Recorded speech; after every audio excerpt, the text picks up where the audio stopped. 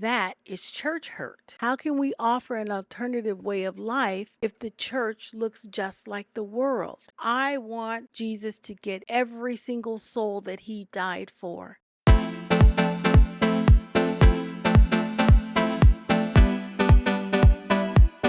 Welcome to Candid Wisdom, the podcast. This is a safe place to have a candid conversation about church culture, the need for reformation, and what we can do about it right now. I'm your host, Twila Williams, and today we'll be discussing church hurt, focusing on how abuse has impacted the church's reputation. If you're like me, I'm exhausted with the headlines of pastors and leaders behaving like unbecoming of a man of God or a woman of God. The worst part is these stories of abuse are so common that we don't even make a big deal out of it anymore. In my personal opinion, the church culture has been purposely infiltrated with false theology, false motive, and outright predators. I remember being involved in a Bible study where a husband and wife were hosting the Bible study. And this couple had been a part of the church, like a pillar in the church, so much so that they were in leadership. But they took in a young woman who, ironically, was being threatened by a Kojic church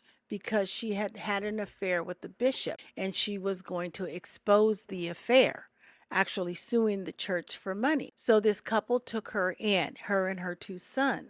Well, by the end of a few months, the wife had left the house and the husband was now in a relationship with the young lady that they had taken into their home. This is all happening in the church, and the church leadership is very much aware of this. Well, not only did they not stop the affair from happening, that same couple was allowed to be married in the church, and the lead pastor was the one that presided over their marriage. It turns out, though, that the husband only married that young lady because he knew that she was going to receive a settlement from the Kojic church, because apparently that is what they do. Instead of exposing the bishop, they just pay the person whom he's had an affair with to be quiet. She knew that, and now he knew that, and all of this I witnessed with my own eyes. That is church hurt. I've said it before and I'll say it again. A pastor is supposed to have an intimate relationship with each member of their congregation. They need to know what's happening in their life so that they can give proper guidance, so that they can give advice, so that they know the person's weaknesses and they can help them and guide them in the scriptures to change their life so that they can be more like Jesus. You can't do that when you have a mega church of thousands and thousands of parishioners every week. And why don't these pastors train others so that they can be broken down into groups of 100 or more, so that people can get the attention and the direction that they need? Well, there's only one answer, and it's greed and possibly pride. Now, that cannot help the church in any way. The minute you take the church's stance over the personal stance, you begin to lose the heart and the original purpose of God's gathering together of his people, especially when there's money involved and reputation involved. It's just like a corporation. You have to do what's right and what's best for its stakeholders other than what's best for the public. For example, the Grace Community Church has faced scrutiny for its handling of domestic violence and abuse allegations. There are multiple cases where the church leaders allegedly failed to protect their victims and publicly shamed survivors, also pressured the women to return to their abusers. Besides the humiliation the scandals bring to the reputation of God's people, countless individuals lose their faith because the church has turned their back on them. There's nothing more devastating than being betrayed by the people who have been mandated by the Creator to be loving. In John 13, verses 34 and 35, it says, "A new command I give to you,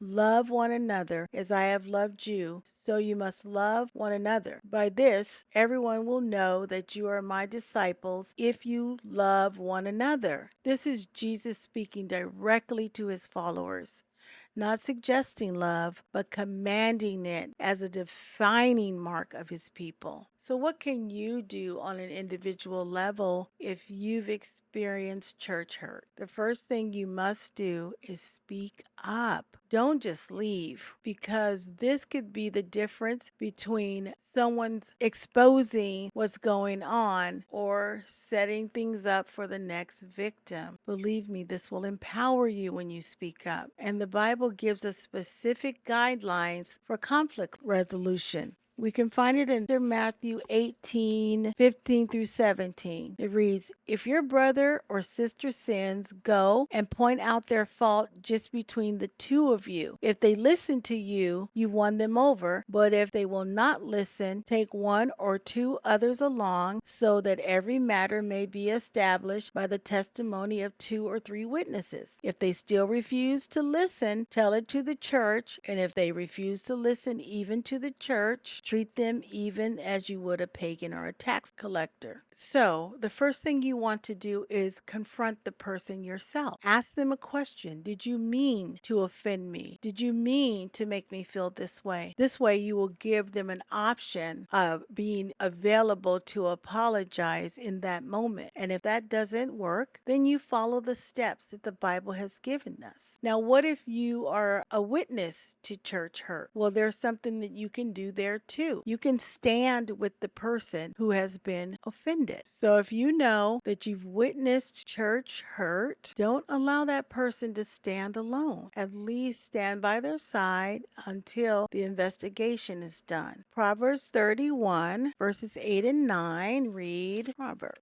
We are. "Speak up for those who cannot speak for themselves, for the rights of all who are destitute. Speak up and judge fairly. Defend the rights of the poor and the needy." The Bible is never silent on injustice. It always tells us exactly what to do and how to do it. This applies to victims of spiritual, emotional, physical, or sexual abuse. Silence in the face of harm is not biblical. And as an organization, we can prepare for church hurt by having counselors in place to facilitate with an investigation. We must expose the offense and the resolution when everything is done. Because when we expose an accusation, we give others an opportunity to come forward, right?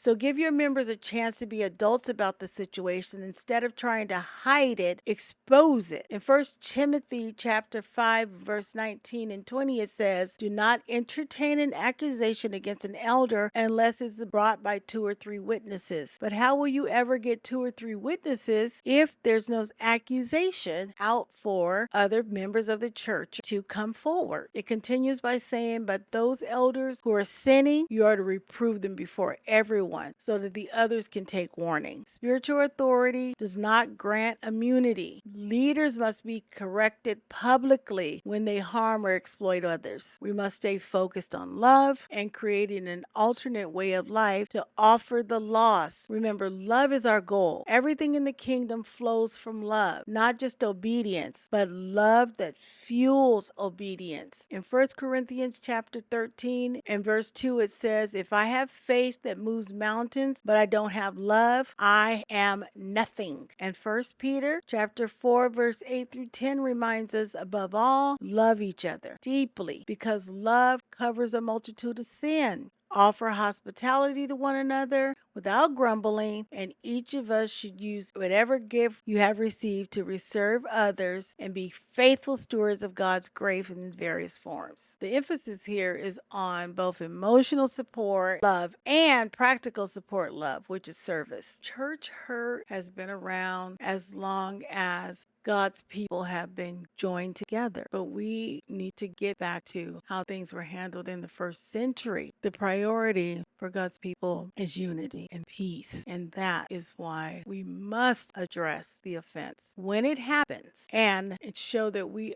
love each and every member of God's family and we're here for them, to support them, and to make sure that everything is in alignment with God's will. We cannot continue to cover up church hurt. We cannot continue to ignore it and act like it doesn't exist. It's literally destroying our reputation. We must take immediate action when something happens, even if it means that we lose popularity, even if it means that we lose members, because the most important thing here is justice and love. How can we offer an alternative way of life if the church looks just like the world? We have to be willing to root out those people who don't belong. Jesus wasn't afraid of losing members, and in fact, he would say things just for that purpose, so that those who didn't understand or had ulterior motives would leave on their own. We should be more focused on quality than we are quantity, and we should be providing a safe space for everyone to grow in their spiritual walk. When we cover up offenses, or when we cover up for our reputation or to save our celebrity pastor, then we are showing the members, and especially the children, what's more important. Church reformation is needed. Church hurt is painful. It's a cancer in the church. There are people who are not willing to even join in another congregation because of what happened to them. And if that's you, I'm offering you the opportunity to forgive. Forgive that person, because they don't know what they have done, the impact that it's had on you. And above all, do not allow it to keep you from the presence of the Lord.